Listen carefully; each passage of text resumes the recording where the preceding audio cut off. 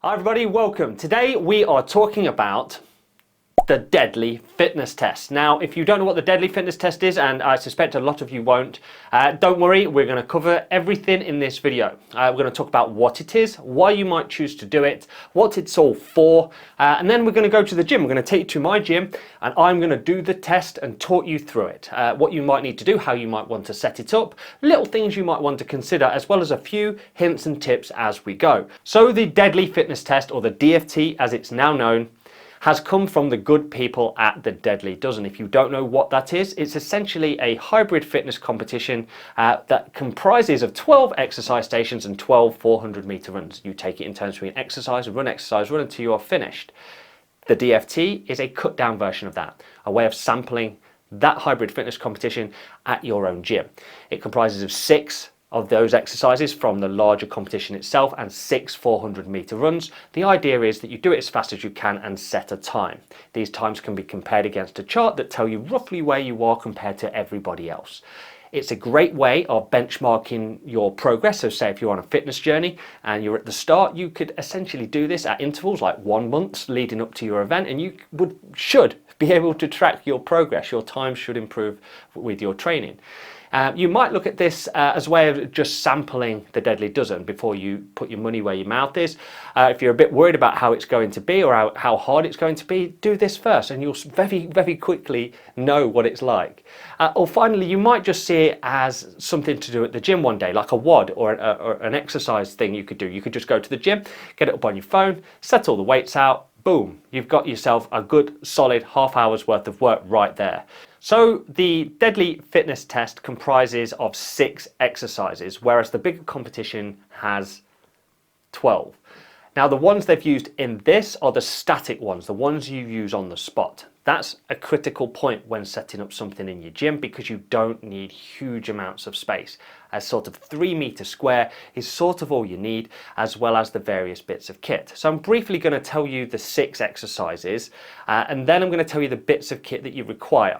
When we go to the gym, I'll flash up all the weights and reps and all that sort of stuff on the screen as I do it. But for right now, I'm just going to briefly go through what you're signing yourself up for. So 1, it's deadlifts. Kettlebell deadlifts. 2, it's the snatch with a dumbbell. 3 is a goblet squat with a kettlebell. 4 is a push press with dumbbells. 5 is a clean and press with a plates weight. And 6 is a devil's press with dumbbells. Between each of those, you've got to get a run in. So this can be done any number of ways. You can go off and find a treadmill.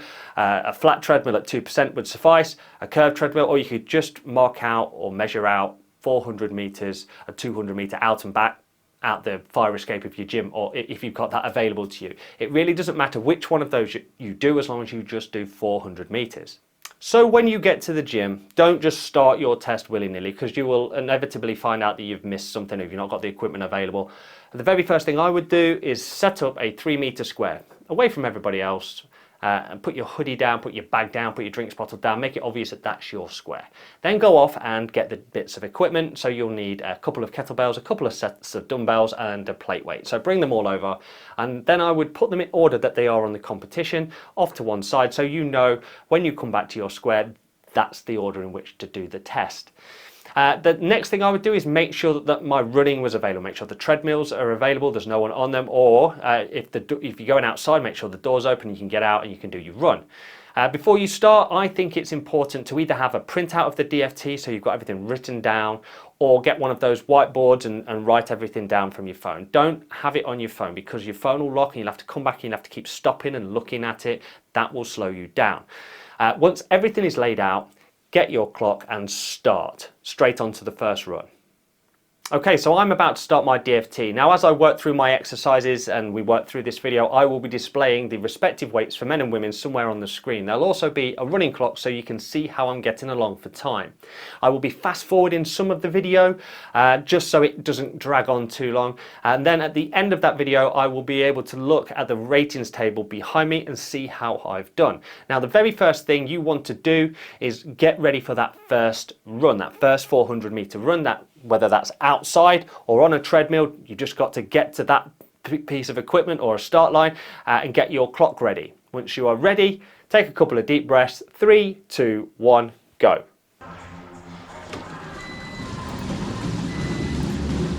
Okay everyone, this is my D.F.T. I'm going to provide you just with a little bit of commentary as we go, providing you with an insight of how it's going and maybe a few tips here and there. So I've started my first run on my curved treadmill. This is at one end of my gym, and at the other end of the gym is the square that I've set up with my weights. Now I've chopped out the middle chunk of the running just to keep the video quite concise and not too long.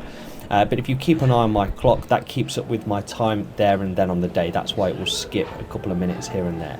So we are into exercise 1. This is the kettlebell deadlift.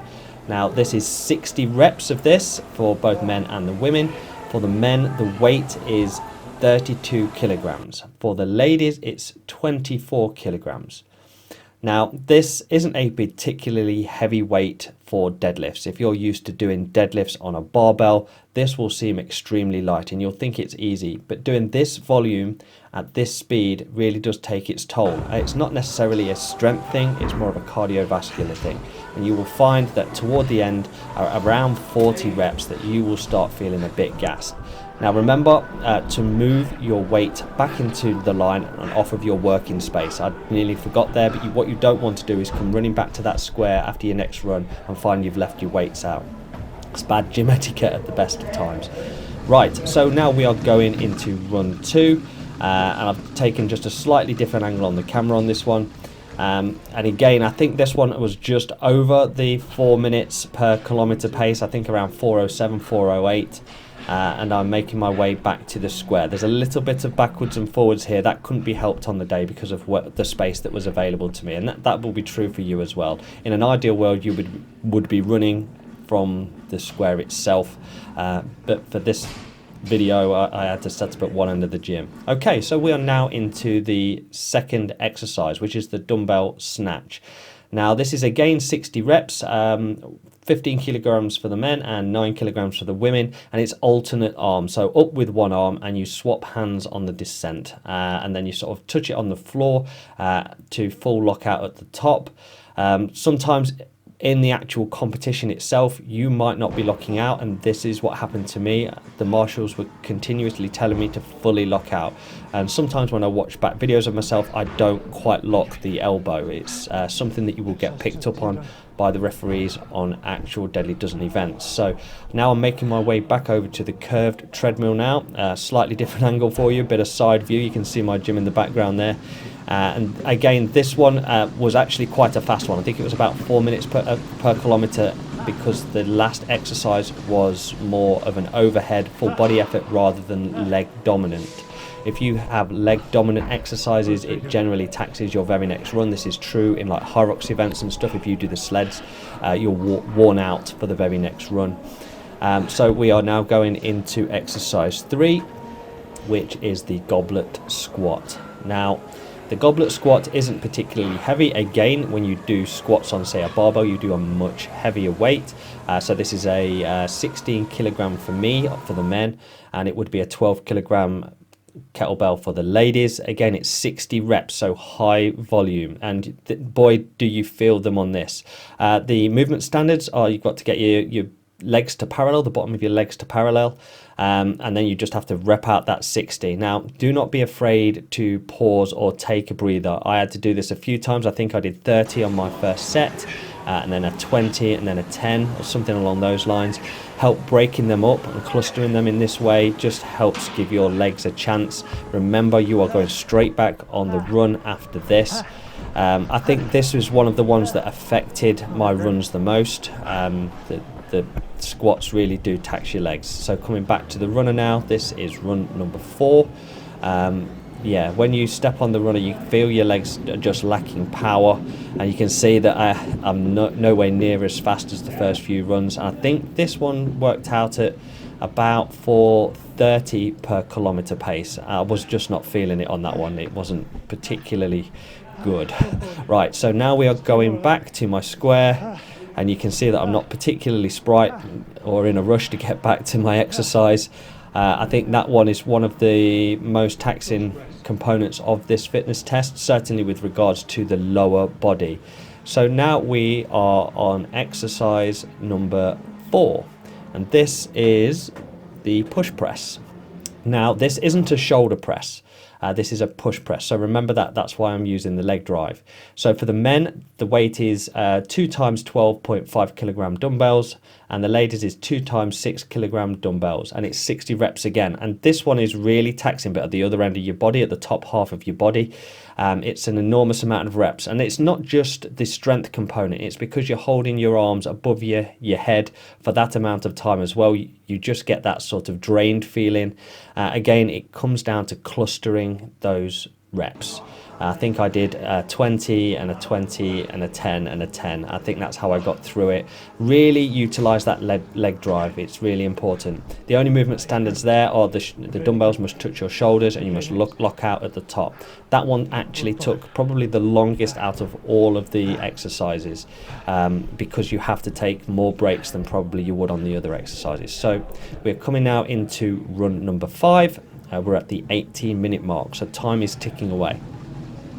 I think this one was actually a bit faster again, because the overhead press is much less taxing on your legs. I think I brought this down to about 4:05 per 1 kilometer, and I can see my stride is actually stretched out a little bit, which is something I do when I'm starting to fatigue, but trying to keep my pace up.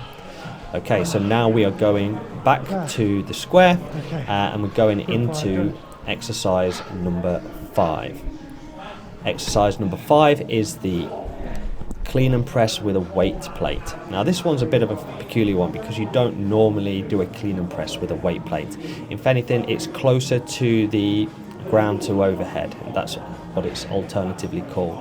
And the key to this one is you must touch it on the ground and sort of get it just above your head.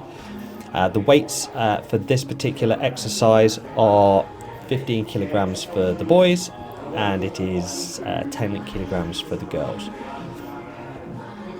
And it is 60 reps again. I don't find this one too bad, because it's a lot of technique goes into this one. You sort of just swing it up, use your hips to gain that momentum. It's less press, more technique. So just touch it on the ground and wang it up over and over and over again. I actually don't mind this one. It's actually okay. Again, I had to cluster it. I think I just split this one into 2 clusters. I think I did 40 and then a 20. It's just about doing enough to catch your breath just for a second, wipe the sweat away from your eyes, and then do the next cluster. Clustering is important across a lot of hybrid fitness sports these days. Don't think you have to do everything unbroken all in one go. It's hard work sometimes.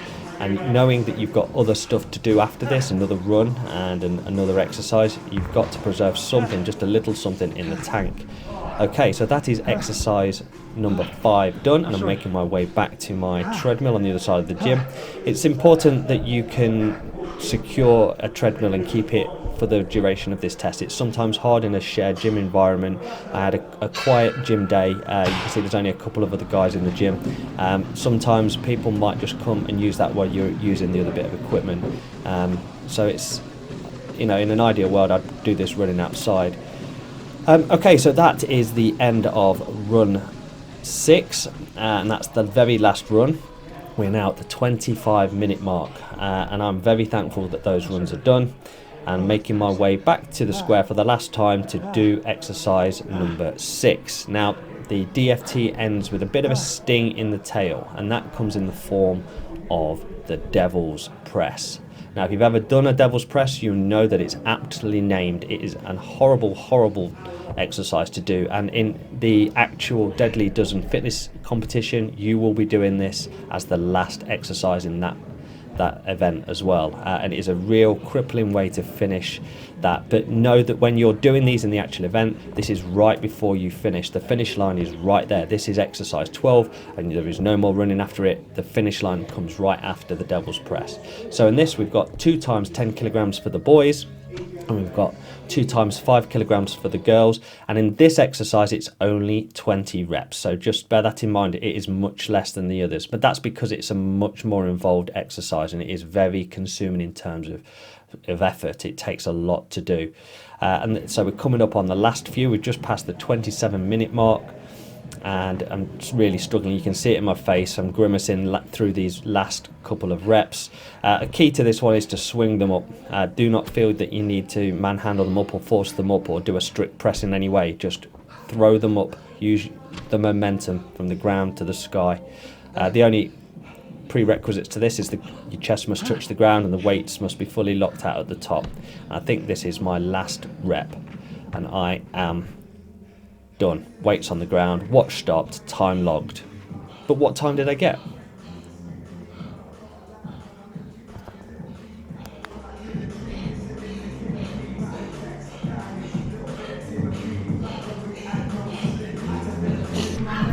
So that is the Deadly Dozen fitness test, or the D.F.T. done. Oh yeah, oh yeah. Boy, that hits the spot. Oh, go and try it. Like, get the dumbbells, plate weight and kettlebells, just line them up. Job's a good one. Oh my gosh. I will talk about my time at the end. Oh. Just need to take a second, gather myself. Don't trust myself to drive right now. Good stuff though, good stuff. Nice one, Deadly Dozen. Nice one, Jason. Okay, so I have just finished the Deadly Fitness Test, the D.F.T, and it was incredible. It was insane actually. It is a really intense half an hour or so of exercise. Just brace yourselves if you haven't done one. Right, so I guess the first question you will have is, well, how did it go? What time did you get? I got a 27:38, a 27 minute and 38 seconds. But what does that mean? What does that mean? Luckily, Deadly doesn't have put out a ratings table, and that compares you against everybody else, and they've derived these from the results from Deadly Dozen and done a little formula and spat out this lovely little table, which I shall put up just here. Now, as you can see, 27:38 puts me somewhere between very good and excellent. Now, I would err on the side of very good because I'm not really excellent at anything. So yeah, I'm happy with being very good.